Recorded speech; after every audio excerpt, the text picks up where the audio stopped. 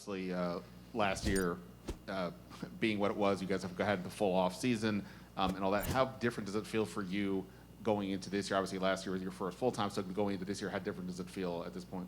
I think it's totally different just as far as just being around these guys, the guys that have been here for a year, and then, the new guys that we've added. I mean, there definitely is a comfort level. Because the team, everyone's more comfortable, the verbiage, we got a new quarterback in, but he picked it up pretty quickly. And just the feeling of, what these guys are capable of doing, it's night and day.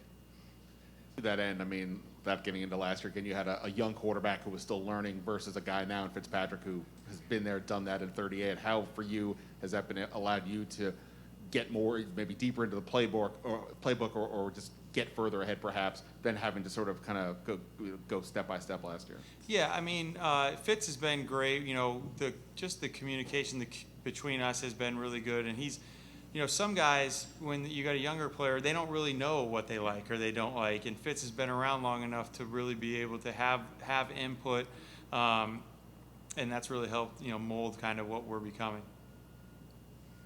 It's fun to talk about all the skill guys, but you have two new starting right tackles in Cosme and Leno. What have you made of their kind of preseason growth, especially Cosme being a rookie? Yeah, Cosme, he's been outstanding. He's gotten better and better every day from when he got here in the spring. I think everyone saw the athletic measurables and everything when he got drafted. But he's a real, he's a tough guy. He doesn't say very much at all, and he just puts the work in, and that's, he's reaping the benefits of that. Because he's getting better, and I think he earned his teammates' respect and trust, by that. Now he's got to go play, in the regular season's a big difference. But we're excited about Sam, the way he's going. And then, big Leno, again, he's been great, professional, left tackle, and just kind of stepped right in and fit in with the rest of the group. Kind of that same area. Peyton Barber's no longer here, serves as that short yardage back, so who do you kind of envision replacing him, and how do you think you guys will handle having a new kind of lineup in those situations? Yeah, I mean, Peyton, did a nice job for us last year, and again, that's one of the deals that's tough in this profession. But all those guys, will step up. We play them all. I mean, I think Antonio had the highest percentage of snaps last year, and he'll probably be around that same deal. But we have the guys that are active on game day, and they're all going to be asked to contribute in those areas as well as others. Scott, when you look at this Los Angeles Chargers team, obviously they've held out some of their primary players. What are some of the challenges when trying to game plan for that, in addition to just this team in general? When you look at them, like, what are some of the things that up front you're like, okay, this might be something we have to deal with? They got a good group of players. Obviously it starts with Bosa. He's a dynamic guy. He can get after the quarterback, and we got to make sure we got a plan for him. Big Linval, I was with him in Minnesota, and he's a big man in there. And I know he's going to bring it. I've seen that firsthand. The scheme stuff. We look at it based off of prior stops from the coaches, coaching staff, and then personnel wise, we look at you look at the team, how they have, and they got a dynamic player in Derwin James, who's been out. I'm sure he's itching to get back on the field, and he can make plays at all levels. So he's another guy that you gotta make sure you count for, as well as a veteran secondary like Chris Harris. So they got a good group of players, and like us, they've been practicing against each other, and they didn't play much in the preseason, and we played our guys some, but not a ton. So you get guys that are itching to go play against a real team and play for 4 quarters, and I think we're both in that situation. If I may ask, how helpful is it? I know Chris Harris coached with the Los Angeles Chargers, and some of these players in particular as well too. How helpful is it when you have people on your? I'm not sure what's happening.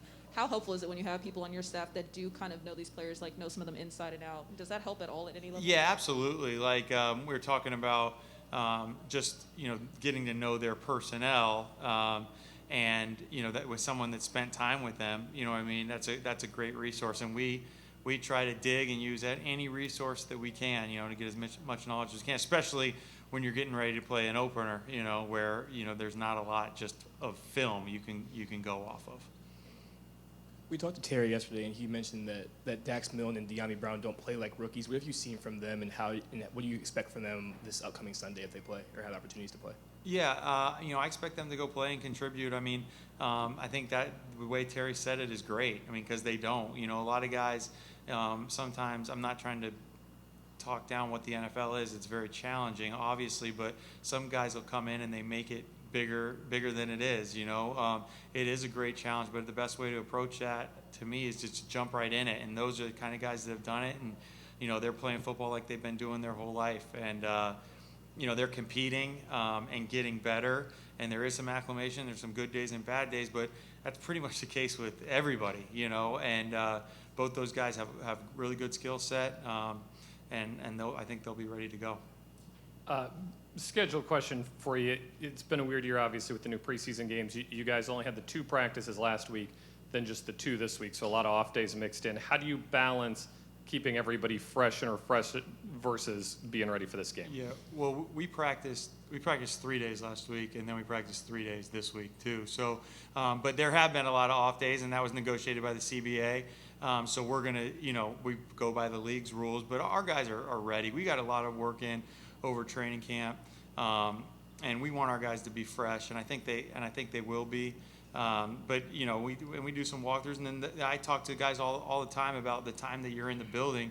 There's got to be a certain sense of urgency, and we can't waste reps. We can't waste a minute of the meeting time, and that's been the focus. And we got a great group of guys as far as just the way they approach their job, and they work every day. So I've been really happy with our preparation, and we still got a couple days to go where we're not quote unquote practicing, but we got some walkthroughs, and there's still some stuff to work through to get ourselves mentally sharp, and then get their bodies physically prepared to go play as well as they can.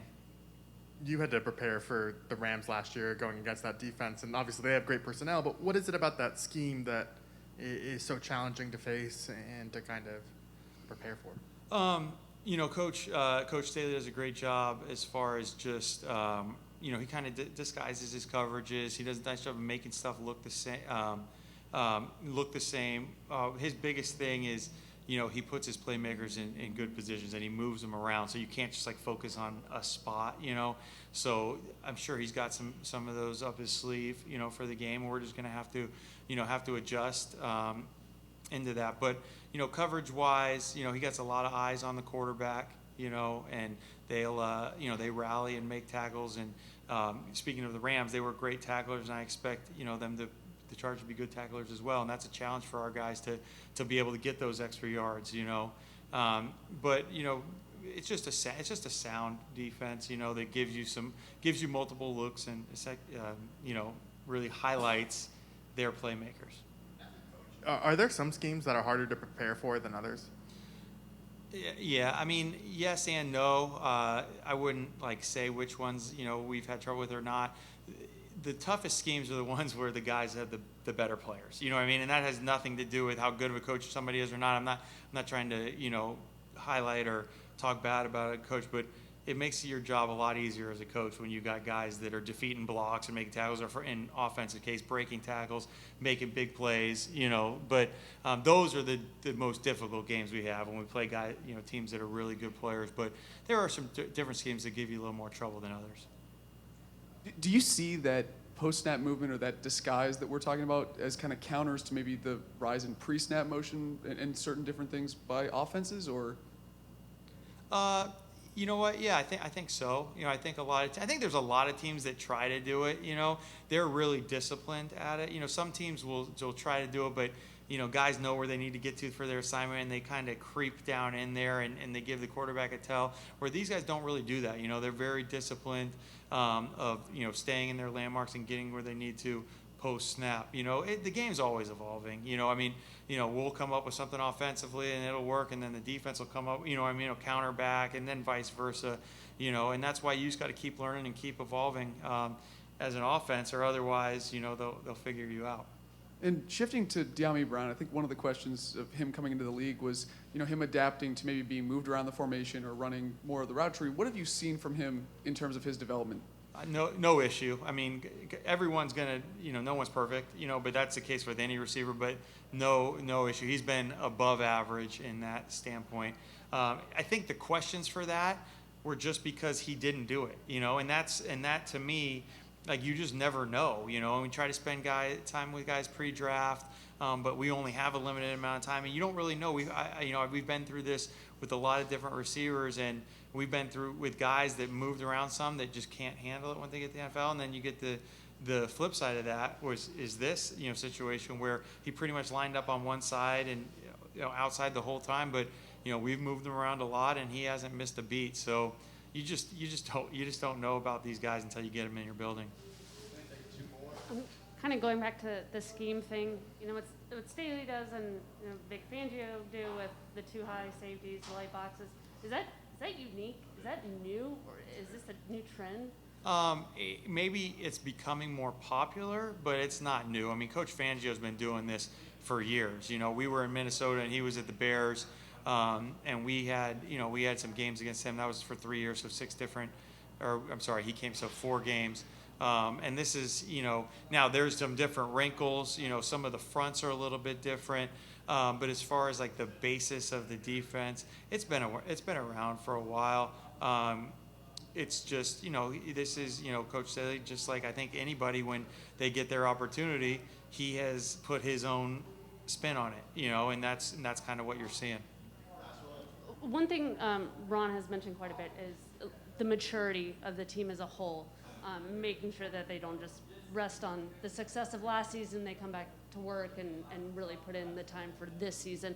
Have you seen that from them? Have they come into this season, this off-season camp, preseason, really ready to work? Yeah, absolutely. I said it before. I mean, our guys, we got a great group of guys. I'm not talking about as players. I think we got really good players too, but just as far as individuals that are, focused on their craft and getting better at their job, and individually and collectively, they hit the ground, just how can we get better? Because I don't think anybody was, we were happy to make the playoffs and win the division, but that we feel like we have a long way to go to get to where we need to be, and I think that's a collective feel from the group, and offensively too. We need to be a lot better than what we were, and so for us, we've been working hard through it, and I feel like there has been a lot of improvement there. Scott, last year's your first year as a play caller. Weird offseason, COVID year, no work with the players. This year you've had the full offseason. How much have maybe you changed, maybe you've grown as a coach, a play caller, and even how you view the game? Well, I hope that I've gotten better. I feel like I've gotten better. I feel like you got to consistently try to get better in this league.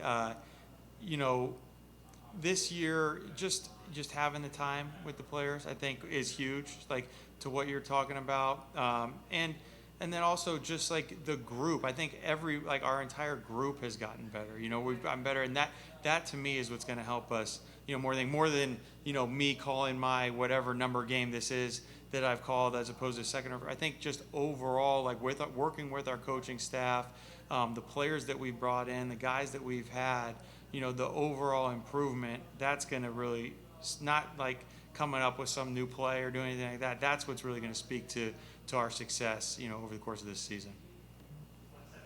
All right, thanks, guys.